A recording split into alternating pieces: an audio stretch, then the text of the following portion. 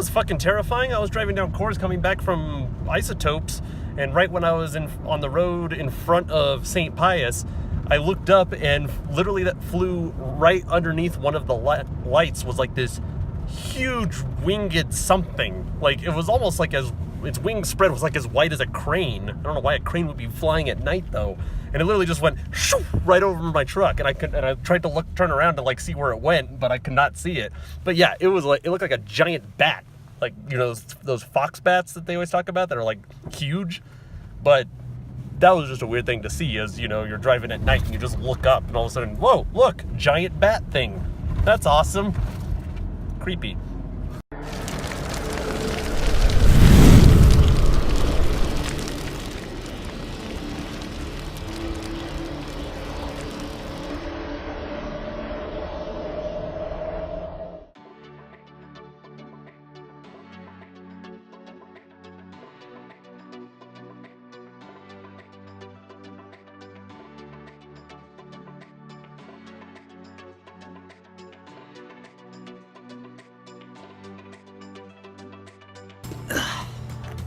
So, here we are, day 2 of ripping up my deck.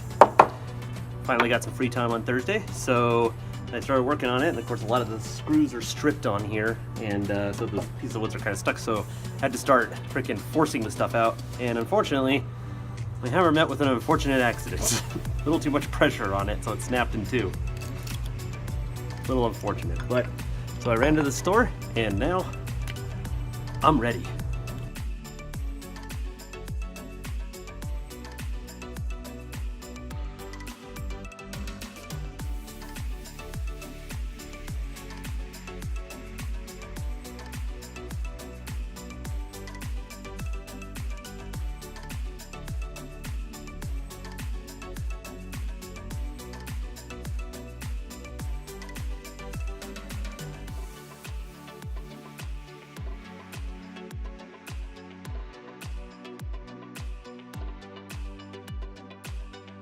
So alright then, deck's entirely pulled out.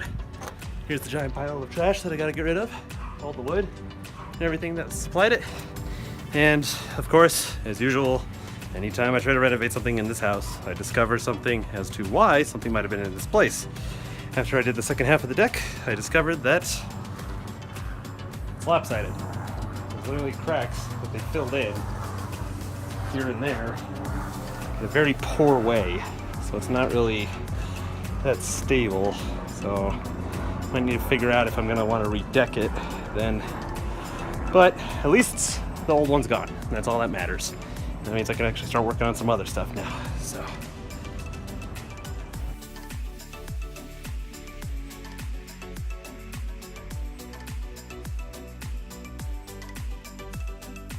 Hello guys, so one of the things I said that I was going to do last week was of course talk about my stories this week, or my books or something like that, and I figured instead of you guys just sitting there staring at my face the whole time I'm talking about it, I figured I'd give something new a try and just play some World of Warcraft while I do it. World of Warcraft of course is something that I've played for 12 years, and nowadays I only get around to it like maybe once a week, sometimes not even that.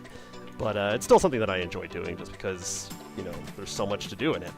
And also, with that said, this actually kind of leads into me talking about my stories, because back when I started playing World of Warcraft 12 years ago, it was actually one of the things that started me into writing stories. With World of Warcraft, it's basically a giant world, just like so many things going on, and even after 12 years of this game being out, there's still tons of things that are only talked about in, lore and stuff like that, but you still can't even get to in this game. And that's what I actually think is so interesting about it, because it allows you to basically write about anything. You could create your own areas, you can create your own cities, you can create your own islands, you can do whatever you want for your stories. And not only that, but you can create your own characters. So one of the things I decided to do was, of course, when I first started playing, me, my family, a lot of my friends were playing. It was like, me, my cousin, my uncle, my friend Alex, my friend Chris, my friend Kiko, and we created all these different characters in the game. And just to entertain myself, I started basically writing stories, backstories for these characters, or what their purpose was, or how they came to be, or all these different things. And with those stories, I basically wrote enough stories to fit 7 novels.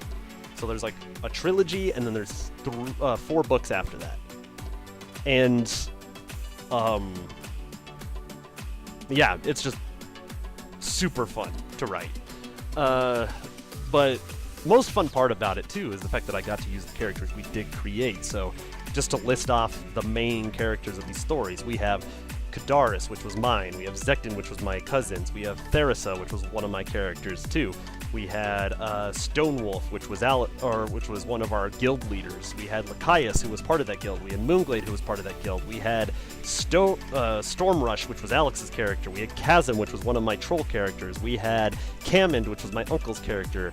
Cyrodiil was one of my characters. Olderon, Salantu, that was one of my characters and one of Jack's characters.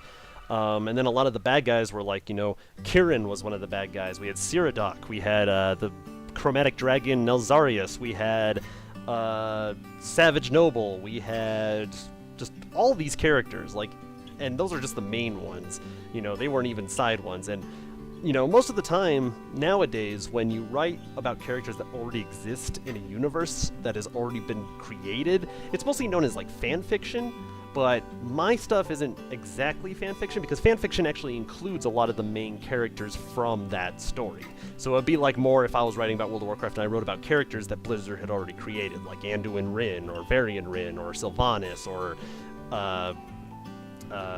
Azura, or any of those characters. But I try to avoid doing that because that's not my story to tell. And, Blizzard comes out with new stuff every single year, so they could easily twist my story on itself. So I like focusing more on characters that aren't involved in the main story, but instead are doing their own side stories.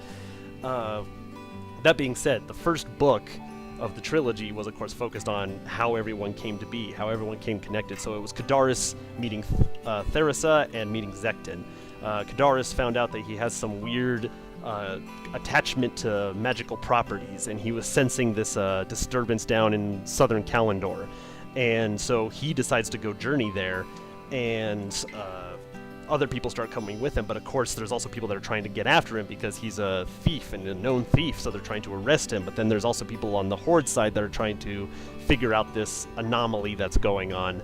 And it's just a big race, basically, to the island south of Kalimdor that I created, where this temple lies, where these 2 brothers who harness the power of the elements basically got captured years ago and are now slightly breaking loose, and it's causing all these different weather disruptions around the world. And so that's the first story. The second story, of course, is focused more on Kadaris trying to figure out his lineage. So he's trying to figure out where his father is and all that kind of stuff. And he figures out his father is actually a high elf, not a night elf. And that's actually where he gets his magical properties from. But he finds out during this thing that his father is a little not so much a good guy, because he splintered off from the normal group of high elves that later became blood elves and tried to form his own little society. However, he realized it wasn't so easy. His society was falling, people were dying, they were right in the middle of a threat of just undead and everything attacking him, so he tried to seek help. Of course, the help that he sought was from the Black Dragonflight, and they demanded that in exchange for helping him protect his people, they wanted mana crystals. So the mana crystals that he harvested really worked his people to the bone, to the point where some of them were just drained of energy and practically died because of it. So he was also trying to seek a way out of this deal. He was trying to find this ancient artifact that was basically read about just in lore but never actually found or discovered, and that is, of course, the blade known as the Dragon's Call, which was a Titan-created weapon serving the purpose of being able to help the Titan creations like the Mechanomes and the Earthen and the not the Valkyr. Damn it, I do not remember their name. The Stormborn, to basically be able to stop the Dragonflights if they ever got corrupted or went crazy.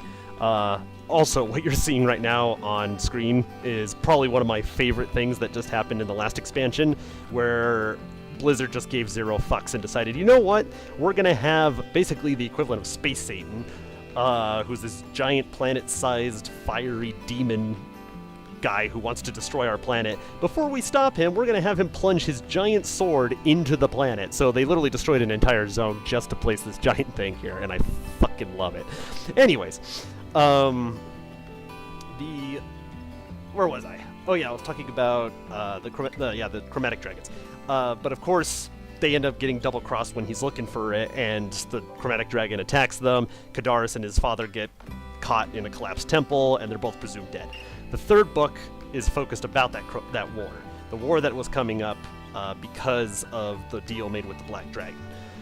Turns out the Black Dragon, though, was actually the son of Nefarian, but he was going by his father's name. But over time, he actually started going by the name Azarius because he was more chromatic than he was Black Dragon. We learned that he actually became more chromatic because his father tried to clone himself, but because when the egg hatched, since it was cloned magical energy, it didn't cooperate correctly, and so the whelp was dying, and the caretaker, Meloriak, did a last-second, fuck, I gotta save this, by injecting it with chromatic energy. This allowed it to grow faster, but then he now saw himself as more chromatic, so he ditched the Black Dragons and formed his own dragons through his experiments that his father was doing. And now he was starting a war, basically, against the world. So we were trying to find this, they're trying to find this artifact in the third book to basically end the war. And, eventually, like, a whole bunch of stuff happens, in these books. I don't want to give too much away. But the other thing with my stories that you'll find out is I love death. I'm one of those writers that literally likes the concept of no characters being safe. So a large majority of those characters that I listed at the beginning do have deaths, and they have them for reasons. But yeah. So anyways, the fourth book focuses a lot on Kadaris and him growing after the Chromatic War, becoming a council member and all this stuff, and they're trying to help out sorting through the Highborn that are now coming to Darnassus in large waves to seek help from Night Elves. The Highborn, of course, were the original Night Elves who lived in Azura, before they made a deal with the Burning Legion, and their queen basically betrayed them, and they betrayed the Night Elven people and basically almost destroyed the entire world because of it. Of course, they ended up getting stopped, and Azura ended up literally collapsing. And so this map right here is all the remains of that once huge city 10,000 years ago. But there's still some Highborn out there that are lingering about, and so now they're actually trying to go seek help. And so they journeyed all the way up here to Teldrassil, which is basically a world tree. It's a giant tree that has a city on top of it, and it's where the Night Elves live. But the Night Elves still don't trust him, because even after 10,000 years, they're like, you freaking betrayed us, you almost destroyed the world, we're going to keep an eye on you. Some of the Highborn don't like this, so they try to find a way to eradicate the Night Elves, where other ones are trying to help the Night Elves. And one of those that is trying to help the Night Elves is this one character, or this one Highborn that shows up, who refuses to talk. It's this female Night Elf that refuses to talk. And Kadaris takes her under his wing just because of his magical sensories that he has. He senses that she has a lot more powerful abilities than most of the Highborn.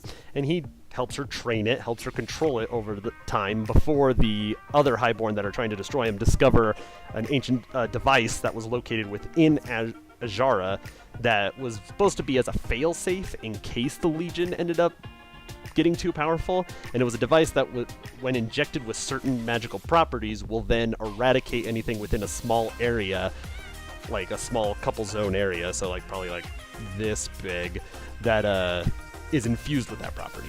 And so their plan is basically to use this to inject it with certain magics that are used by the druids and the elves to basically zap them and kill them. But of course, Kadaris and this Highborn, which he calls Mute because she refuses to talk, end up saving the day, but of course in sacrificing themselves. So that sucks. Fifth book focuses a lot on Theresa after the events of the third book, which I will give away. Zekton dies at the end of the third book of the trilogy, and she's trying to just develop or learn to be a general and lead armies and stuff like that. They discover on an island mass that exists above Eastern Kingdoms up here, which this island mass actually existed in the beta version of World of Warcraft, but they removed it and have never put it back, so I'm using it to my book's purpose. Up here is where they actually put the Dragon Isles, and so I decided to place it up here on the Dragon Isles, which is near Northrend. where basically the undead and all of them are stationed in Northrend. Like, this is where a lot of the undead live and all that stuff because of Icecrown and all these frozen waste places.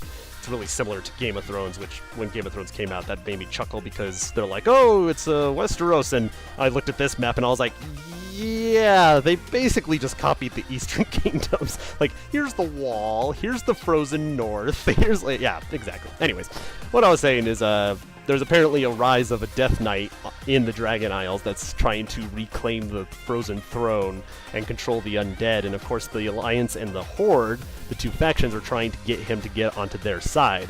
So both of them go towards it, and we eventually discover that this Death Knight is actually Zekton, raised from the dead again. They don't know why or how, and of course the whole mystery is them trying to figure out what corrupted him, how he got like that, and also how to get him back. So that was an interesting part. The sixth book, or the sixth book, is focused on a character, Savage Noble, and this one's not too well fleshed out yet, but it's basically about the character Savage Noble, who's a Worgen character I created, and Worgen are basically like werewolves. They can shapeshift from humans to werewolf form, and a lot of the characters from Gilneas, which is over here, got corrupted by it and all became Worgen.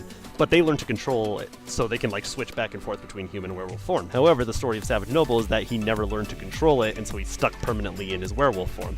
So he comes seeking help, and he ends up seeking help from two of the main characters from the very first book, Stonewolf and Moonglade, who end up helping him to control his power, but not only that, but embrace being a druid and using that to his advantage to control his rage and all this stuff. And it's really going to dip into like the stories that already exist kind of in the game, like the Emerald Nightmare and the Emerald Dream and all that, so they're going to visit those places, but of course, once again, not interact with any of the main characters that exist in the real World of Warcraft.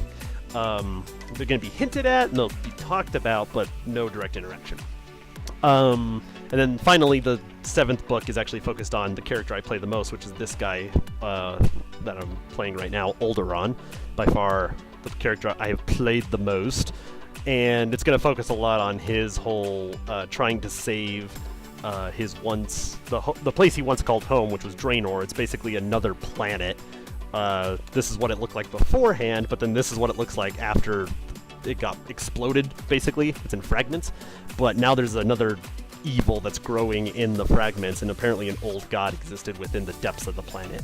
And the old gods are a whole thing. Like, they're probably my favorite part of the World of Warcraft lore and story, because they're entirely based off of H.P. Lovecraft, and I love H.P. Lovecraft. So I love writing about that kind of stuff, where new old gods are basically rising up in Outland, and he has to come and basically quell them before they rip apart what's left of it. And so that's where his story kind of goes on. And there's an eighth book I am kind of working on, but I haven't really, again, delved too deep. But the eighth book would focus on Alderaan again, you know, after the events of the seventh book. So, overall, I just like writing stories. I like creating weird situations. I like creating characters. I like creating their conflicts, their relationships with each other. Writing is just something that I've always enjoyed, and I hope you guys listening to this found some entertainment in it, you know, other than just being like, you're a huge nerd! Yes, I am. It's who I am, and it's what I embrace. But, but anyways, so that's all I really have to say about this. I do want to still come back and talk about my other story that I was writing, which is the hero storyline that I hinted at. So I will come back and talk about that at some point. That one's a little more personal, because it does involve a lot of people that I actually know in real life. But we'll get to that eventually, but I hope you enjoyed this, and I'll see you guys next time.